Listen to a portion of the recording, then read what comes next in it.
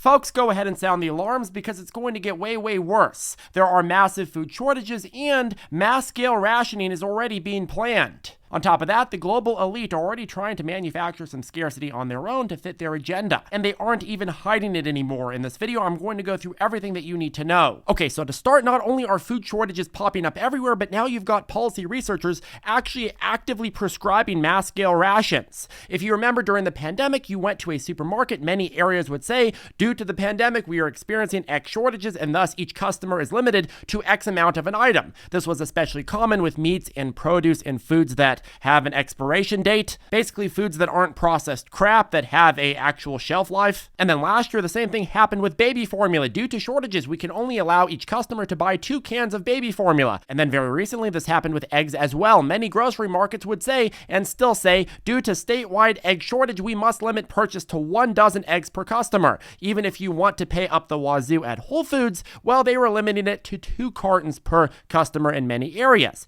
And if you're in Europe, there's a ton of fruit and vegetable shortages right now with similar situations. And these are just a few of the widely covered examples that we've seen the last few years of mass-scale shortages and limiting of customers to certain specified rations. And for these, there's definitely real reasons cited for these shortages. Pandemic worker shortages, contamination of baby formula, avian flu destroying the egg production. But the problem is that now that Americans and Westerners in general are used to dealing with shortages and limitations, well, policy researchers are now trying to jump to try to normalize this while they have the opportunity. Fox News reports government should consider imposing World War II-style policies of rationing on goods such as food, fuel, and clothing in order to fight climate change, according to a newly published academic paper. So, as if keeping us in 15-minute confined cities that we talked about last week weren't enough, now they want to ration our food, fuel, and clothing. So not just ration the distance we can travel from our home, now they want to ration everything that we do in our home, that we consume, so on and so forth. Researchers at the University of Leeds, a top British institution, wrote in the Journal of Ethics,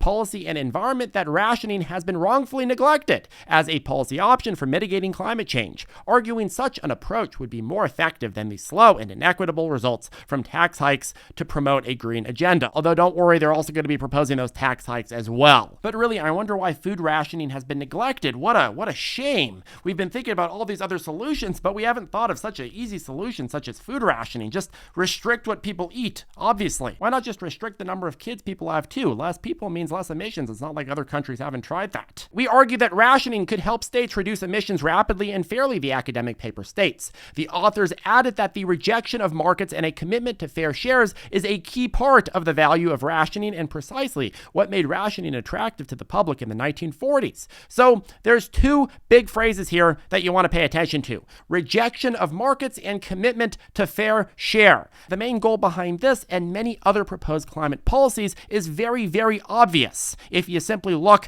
at what's in front of you. It's to reject markets and switch the market system that we have in place onto something that is entirely government controlled and government ran. This is the goal of these policies. It's not to fix the climate, it's to put government in control of everything. The way that they're going to convince people to agree to this is by saying that markets are inherently evil, are responsible for climate change, and aren't giving you your fair share. If you feel like you don't have enough money, if you feel like capitalism hasn't worked for you, they'll say, yeah, that's just the market system. Trust the politicians to allocate it for you. And who decides what a fair share or fair ration is? The government, of course. The academics pointed to World War II as a model for rationing supplies to the public, claiming that while a rationing system is perceived as unattractive, oh no, it's perceived as unattractive, huh? Well, many who experienced it did not have a negative experience. I don't know about you, anecdotal, but a lot of my family that was here during that period of time, they had a negative experience with it. I heard a ton of awful stories growing up. But what is the message they're trying to say here? They're saying many who experienced rationing did not have a negative experience, and they are trying to send the message that, hey, people want and prefer to be told by government how much of something they can have. Individual people, they're too stupid to make decisions themselves. They have to let the government and academic elite decide what is best for them and what their fair share is. And by the way, folks, if you're against this kind of policy, that means that you're against the earth. That means you hate the environment. That means that you hate future generations of humans who may have a slightly warmer temperature. And this goes on further. Specifically, governments could ration various goods such as flights, petrol, household energy, and even meat or clothing, according according to the paper, which also suggests limiting the number of long-haul flights an individual could make in a year, or the amount of petrol one can buy in a month. So, once again, similar to the 15-minute city ideology, they are trying to limit movement. This is about limiting movement. They say they're trying to ration flights, they want to limit car transportation, and now they want to limit food and other goods as well. It's all about how can we limit the amount of freedom an individual has. Let's make sure we keep them in a very, very confined space that the government has to approve if they want to go to another space. And when they're in that space, let's make sure that we're controlling what they're consuming. And they're going to be willing to do it because we're going to virtue signal to them that if we aren't limiting their freedom of choice, then they're going to be destroying the planet maybe potentially over the next 500 years. Of course, don't worry though, there's going to be exceptions for politicians and their families and people they're connected to. But everybody else like you and I, no. Limit it. Another way to roll out the rationing scheme could be carbon cards to track one's carbon allowance. Now, this is very much in line with what the World Economic Forum is proposing. A world where you have some form of digital ID that tracks your movements and ensures that you're not emitting too much. God forbid you go to Taco Bell and you emit what happens after Taco Bell. Oof, the World Economic Forum is going to have a heart attack. But this is serious stuff. If you look on their website, it shows a planned application that tracks your emissions via your iPhone. If you've gone over your personal emissions, perhaps you got to stay inside for the rest of the month. And I know what you're thinking, Charlie, I would be willing to stay inside for the rest of my life if it lowers the temperature of the environment by potentially 1 degree in the next 3, 4, 500 years. I would be willing to do that. Okay, that's fine, and you're welcome to do that. But that doesn't mean that I want to do that. That doesn't mean that I think everybody should be forced to do that. The World Economic Forum markets this as saying, oh, this is my carbon, an approach for inclusive and sustainable cities. So they'll say, what? Well, if you are against our solutions, you must also be against sustainability. You must also be against inclusion. You must also be against this or that. And thus, you are a monster if you don't agree 100% with our solutions. If you say, no, we don't agree with your solutions because they suck, then you're going to be considered a monster and you're not going to be allowed to share your opinion. Personally, I think there's tons and tons of problems with our environment and how we handle it and emissions and different chemicals and so on and so forth. I think there's tons and tons of problems in society that need to be dealt with. I just disagree with their solutions on how to deal with them. And that's a really key distinction. It's not that I disagree with the problems, it's the solutions. Any solution that involves giving everybody's power away to the political elite is, in my opinion at least, a bad solution. Now, I know they will say it's a good solution, but I disagree with that. But this is how they're going to sell you on rations, on control, on limiting you in a 15-minute city. They're going to say you need to do this.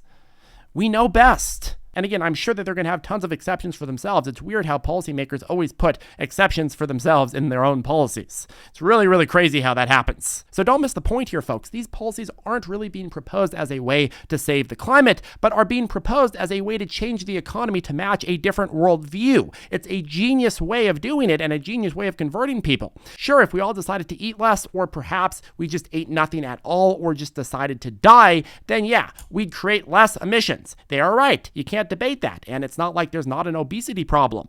But that's not the point. The point is that climate is not the main goal here. It's control, it's power, and it's a complete revision of the global economy and how it operates. When someone proposes climate policies that are more interested in banning markets than they are in protecting the earth, they are using the climate as a clear patsy to gain political traction for their ideas that otherwise would never fly. And in Western countries, especially here in the US, the concept of rationing food in a time of relative peace, at least domestic peace, would never fly. So what do you have to do? Well, you have to make sure that people know, no, just because we have an abundance of food, well, guess what? There is a crisis. There is a crisis that we have to ration for. And that crisis is the climate. Something that most scientists agree is a crisis, but is very, very poorly defined, has a very open to interpretation timeline, and has very open-ended possible responses. Something that gives policymakers a lot of wiggle room to put themselves in as the solution and take away as many freedoms as possible. Meanwhile, virtue signaling that if you don't like what they're doing, you must hate future generations. It's really genius. A real issue with a proposed solution that just coincidentally gives them complete control over everything. Oof. And if this is not enough, the policy researchers here are proposing manufacturing the scarcity. Problem with rationing energy, for example, the researchers note, is people might not be as willing to accept it as they would if resources were scarce, because they know there's an abundance of resources available. They suggest therefore regulating fossil fuels through limitations on activities such as oil exploration, long-haul flights, and intensive farming to create a scarcity in products that harm the planet.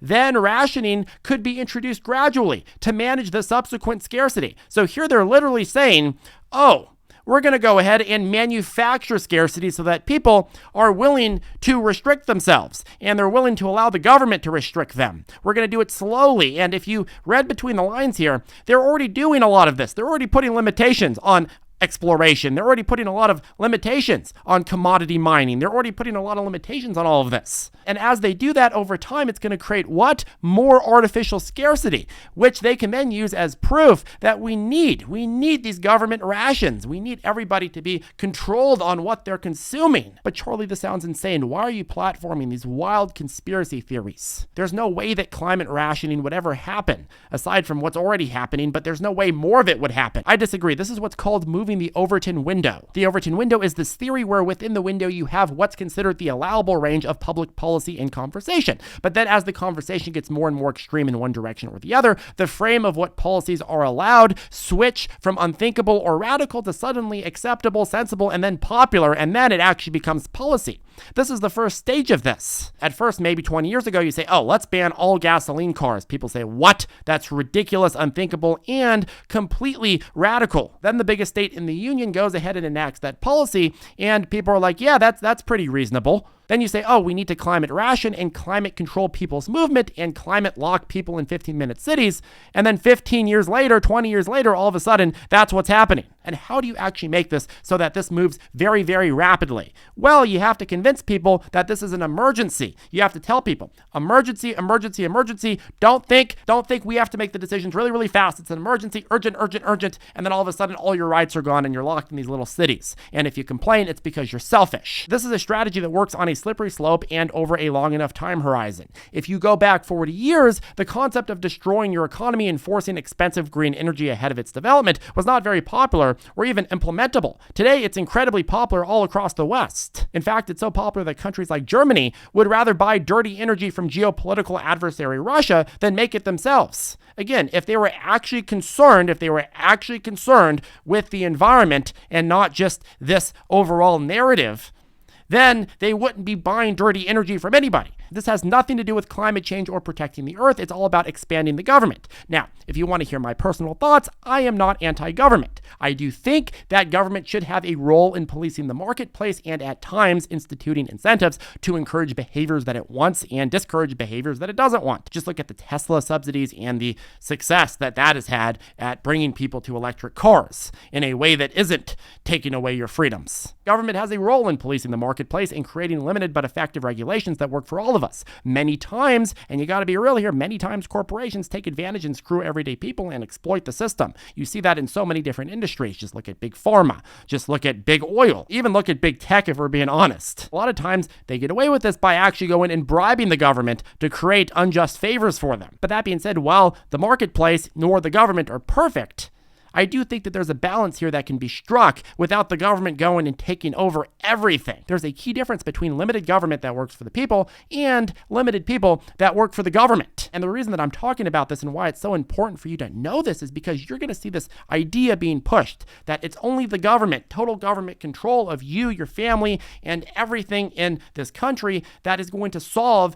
and help us prepare for this climate emergency. That's going to be the only solution that you're going to see pushed. And if you say anything to critique that, they're going to say that you're denying the science or whatever it is behind it. No. You may agree with the problem, you may not agree with the problem, but it's the solution. It's the solution that is the biggest issue here, not the problem. We can agree or disagree on the problem, but it's the solution that is really, really, really hard to get your mind around. Whenever somebody tells you, hey, you need to give up all your freedoms so that we can perhaps save the climate, ask them about realistic solutions to the climate and why they aren't talking about those. So folks, my view, do not fall for this scam. It's a complete and utter scam, and you need to make sure that you're informed on these issues so that you can can look at practical solutions, not ones that just push a ulterior motive. Most people that are on the left or right in the United States and in a lot of Western countries are very, very close to center, and they're willing to hear solutions, and they're willing to talk about problems and different ways that you could solve those problems. But when you start slowly introducing this kind of rhetoric, people get used to that idea of, hey, okay, maybe it is fine if the government just takes over my life